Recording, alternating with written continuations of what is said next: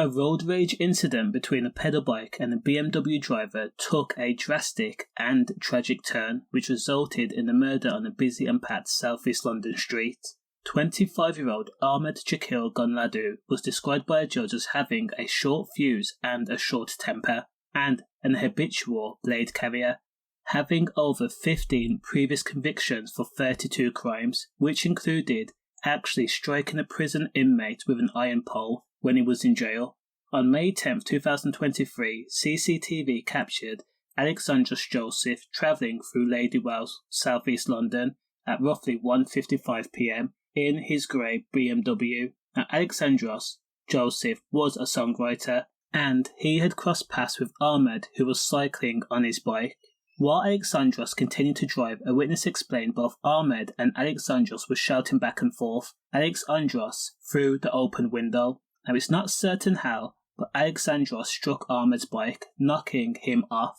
Ahmed's bike was then dragged along Maylons Road. Witnesses says that they heard the sound of metal scraping beneath the weight of the BMW. Now, understandably, Ahmed was fuming, the red mist clouding all reasoning, but he took things way too far. In response, Ahmed pulled out a long blade from its sheath and lunged at Alexandros despite the fact Alexandros was still in the car. So, in order to reach Alexandros, Ahmed had to almost make his way through the driver's side window and slash and poke and jab and juke Alexandros. 7 minutes later at 1:55 p.m, Alexandros was captured on CCTV, driving north through Ladywell at speed, injured of course. Alexandros crashed his BMW into a line of parked cars. Now, Alexandros may not have known it, but he had been stabbed through his liver and aorta, and it proved fatal. Ahmed, on the other hand, had ran away from the scene and made his way through a park, still angry, and he was heard by witnesses again to say, "People take me for a pee hole,"